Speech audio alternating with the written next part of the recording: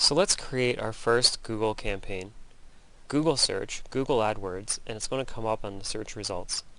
And you simply log in with your Gmail username and password.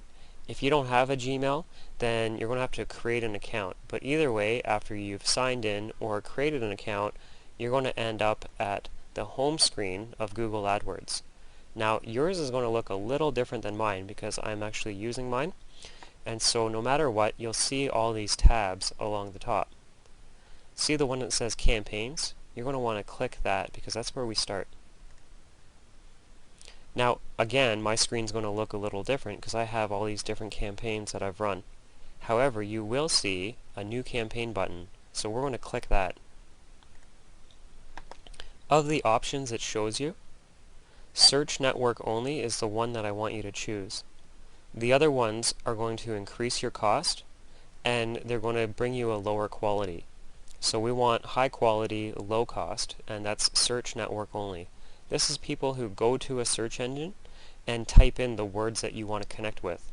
So homes for sale in your city, for example. So those are people going out of their way and raising their hand saying that's what I'm looking for. So you go to Search Network Only. Now what we're doing at this stage is we're creating the campaign name. So under the campaign name, think of it as a folder. See over on the left how we have these folders? Well, a lot of realtors, they'll just make an ad and then make another ad and then make another ad, and they've got all these ads, but they're not in a folder. You want to put them in a folder because at the folder level, we set the rules. We set your monthly budget. That way you never go over your monthly budget. So call the campaign name Local Search.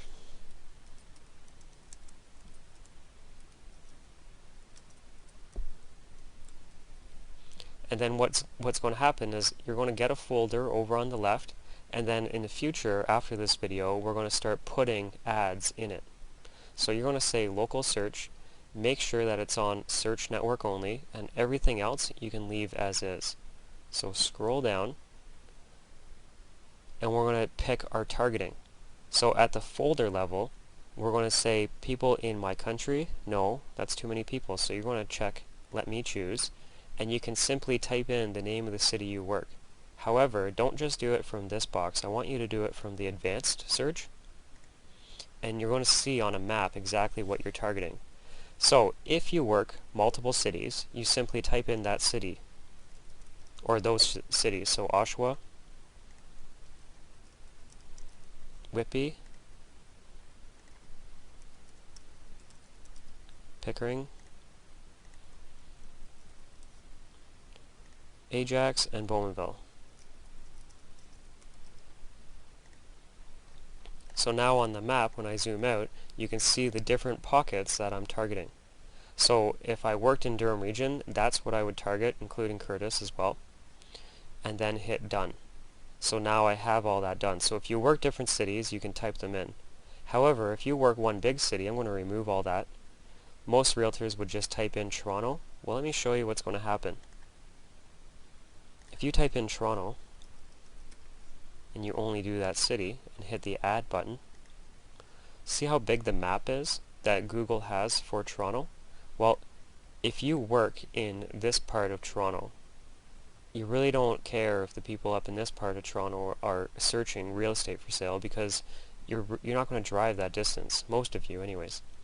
So instead of doing by city, typing in the name of the city, what I want you to do is I want to close this off and do it from scratch so you can see. Instead of typing Toronto, hit Advanced Search, and up at the top you can do radius targeting. So I'm going to hit radius targeting, and you type in your postal code of your office. So for example, M5T, and I want to do a radius of 1 kilometer. You can do miles or kilometers. I want to say kilometer. And now instead of all of Toronto, it's targeting just the radius around your office. So you could do the postal code for your office, and then you could do the postal code for your house. And now you're only servicing the people in that area. So if that was what you wanted, then you could hit Done, that you're done. Now I'm going to do Advanced Search again. You can also exclude areas. So if I worked in Oshawa, I could Oshawa, but I want to exclude a certain part of town. I can type in the postal code again. So a postal code of the area of the town that I don't want to be found would be L1J. Now instead of adding it, I want to hit exclude. So there we go. Now I'm targeting all of Oshawa, but I'm excluding that part of town. And then the opposite is true, is if you only want to do certain neighborhoods. So I'm going to close this off again. You can target just neighborhoods. So I'm going to do advanced search. Type in the postal code of one of the neighborhoods you want to service, and hit add.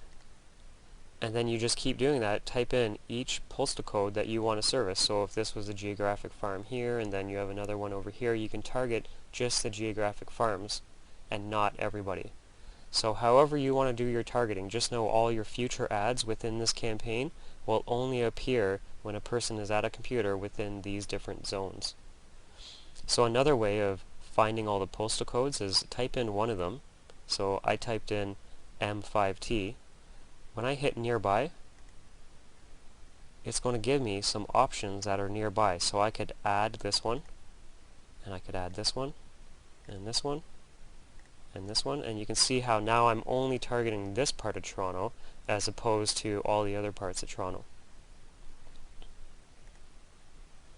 So there, I want to target just this part of Toronto for our campaign. So in my advertising that we're going to create, the only people who will see it are going to be sitting at a computer within these postal codes. Now you can also change the language. I'm going to say leave it as English.